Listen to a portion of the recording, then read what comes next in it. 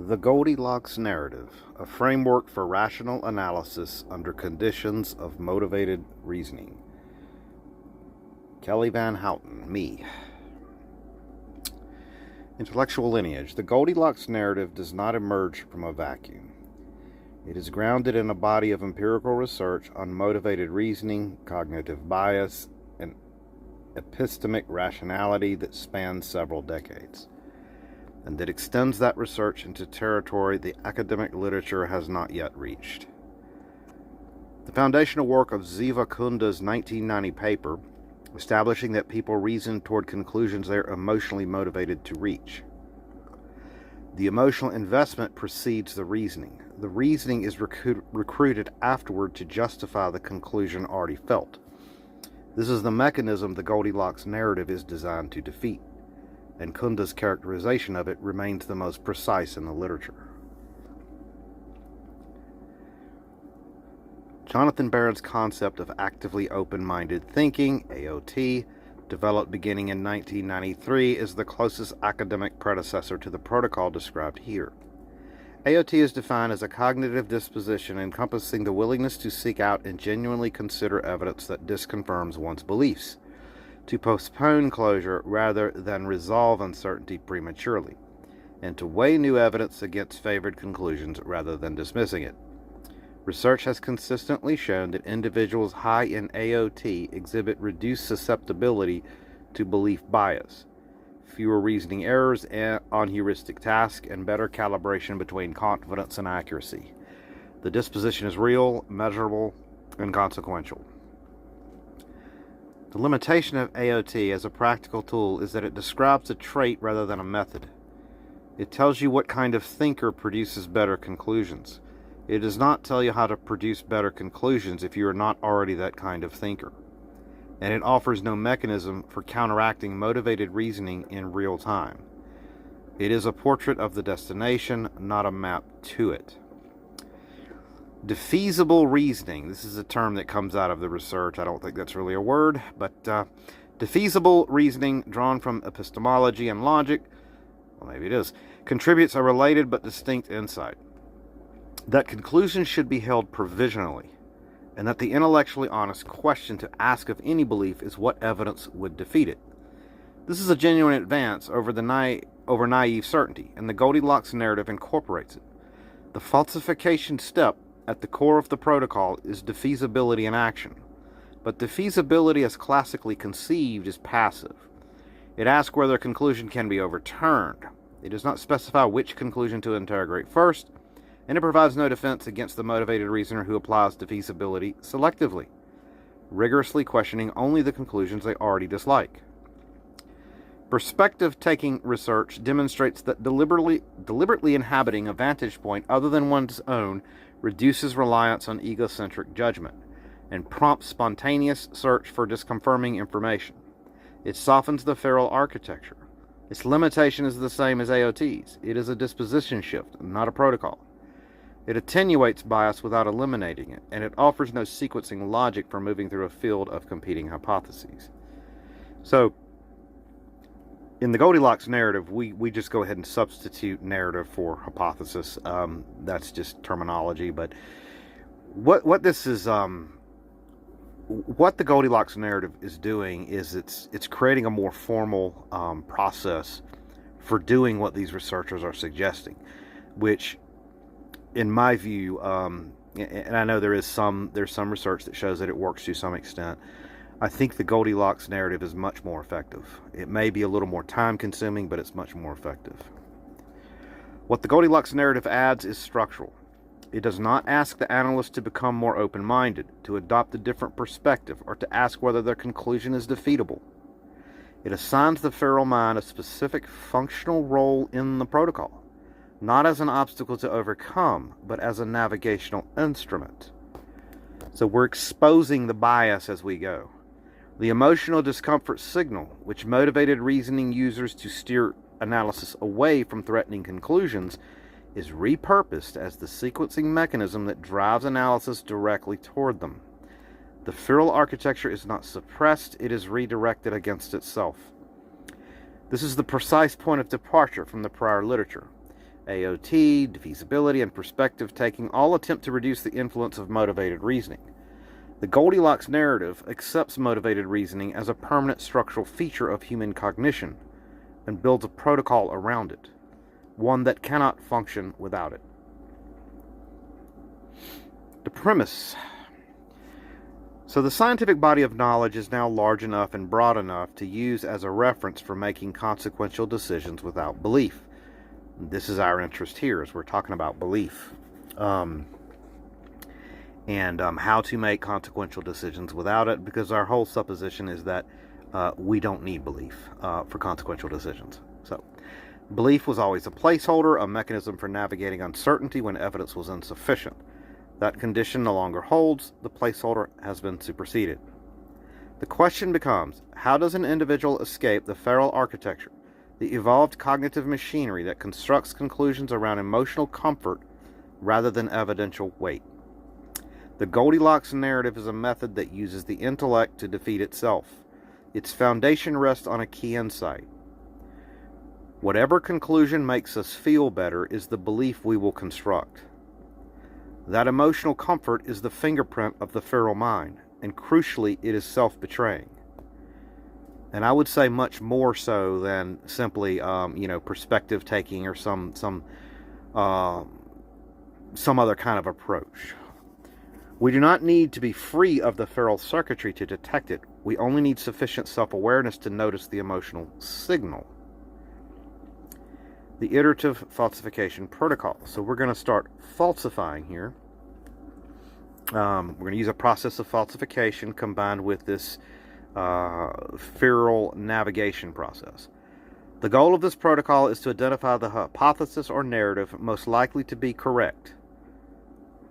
So let me read this again. The goal of this protocol is to identify the narrative most likely to be correct by exhausting the field of candidates through adversarial testing, beginning with the most uncomfortable and working toward the least. The comfortable hypothesis narrative is consulted only as a reference point. It informs the construction of uncomfortable alternatives, but is never itself the object of pursuit. The feral mind's preferred conclusion is the starting map, not the destination. Step 1.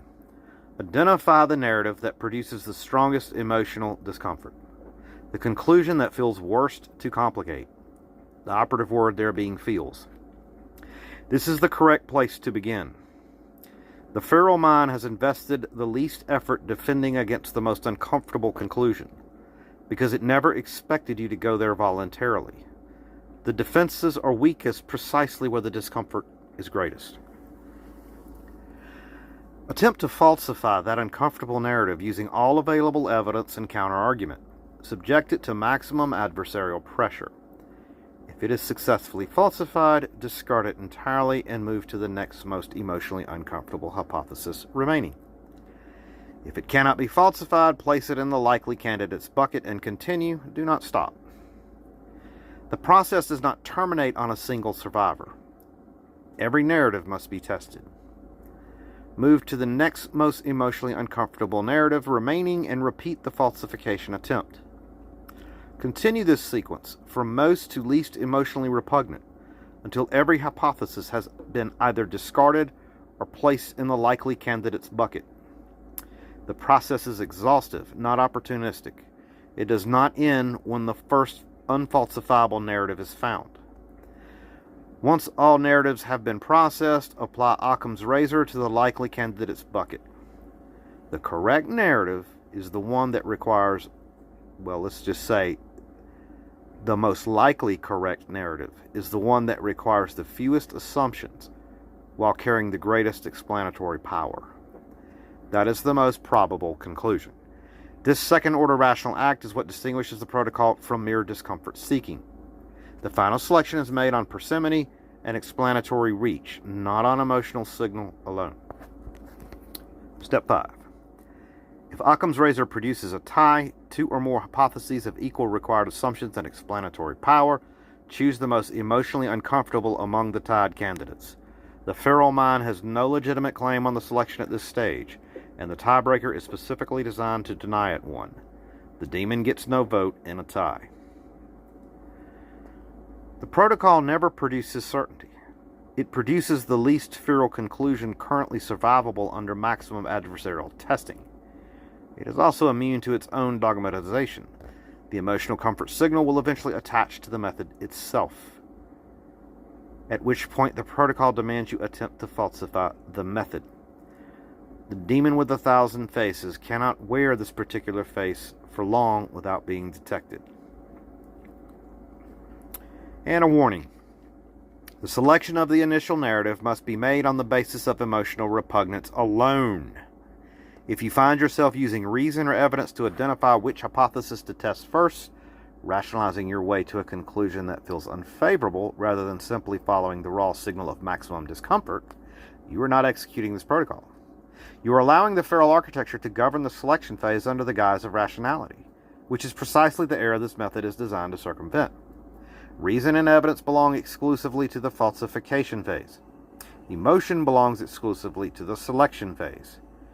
Mixing them inverts the method and defeats its purpose. So, this falsification process may seem, well, it's exhaustive, but it may seem burdensome or difficult. But I have found with practice, I can do this very quickly. It doesn't take very long. It just takes practice. And what I usually do is I will start with competing narratives that, can be depending on the subject matter. But if it's in the domain of science, I will look at what the technical literature says about it. If it, and there may be different hypotheses there. If it's some other domain, I'll look at, things like, for example, true crime. That's another example. I'll look at all of the information available and all of the hypotheses. But I'm not just looking at other hypotheses or narratives. I'm creating my own as well. This protocol is not armchair philosophy. It has been applied repeatedly to real analytical problems, including complex cold case investigations requiring the evaluation of competing theories against incomplete and contested evidence, and has produced a measurably higher rate of accurate conclusions than prior analytical approaches. I know this because some of these cases were solved in the sense of the most likely narrative being found, and only later is it confirmed after the investigation completes. In other words, after the guilty parties are identified. The improvement is not marginal. The pattern is consistent enough to constitute a methodological observation. When the full protocol is executed, without shortcutting the exhaustion step or allowing the feral architecture to govern hypothesis selection, the most probable conclusion is identified with substantially greater reliability than intuition, experience, or conventional evidence-first analysis alone would produce. The caveat here, and to be clear, the caveat here is this does not work with beliefs. And one has to ferret that out before they start. If someone is asking you about, competing narratives, or you're reading about them and all of them are beliefs, it's a waste of time, because the purpose of this is to find rational answers to real-world questions. So we don't even consider belief systems when we do this. We don't look at, this narrative is one belief, this narrative is another belief. For example, religions, sports, people that get into sports and argue about their teams and so on. None of this really has any connection to reality. It's all in the belief domain. So this is not built to address that. This is built to address that which is presumptively real world. The framework predicts exactly this result. The feral mind's primary function is to steer analysis away from the most uncomfortable conclusion. The feral mind's primary function is to steer analysis away from the most uncomfortable conclusion. It's very important. Some of the research talks about, like type 1 and type 2 thinking, but, one mode of cognition is designed for speed and the other is designed for deliberation. For this hypothesis, it really doesn't matter which one we're using. You can go back to the document on the demon, or entitled "The Demon with a Thousand Faces," to understand where I'm getting my hypothesis from, where I've developed this.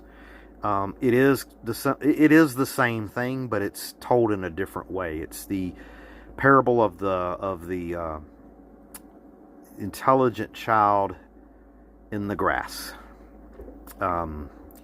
So you can check that out. If that conclusion consistently survives falsification and consistently wins on parsimony, it means the feral architecture was actively concealing the most parsimonious explanation, and that the discomfort signal was tracking truth rather than obscuring it. The accuracy improvement is not a coincidence. It is a confirmation that motivated reasoning was the dominant source of analytical error, and that the protocol systematically eliminates it.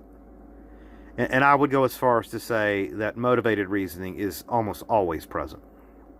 Unless you're consciously aware of it, it's almost always there. So it's very difficult, as we've discussed elsewhere, to get around the problem of belief without a very well disciplined and regulated process, which is what we're talking about here.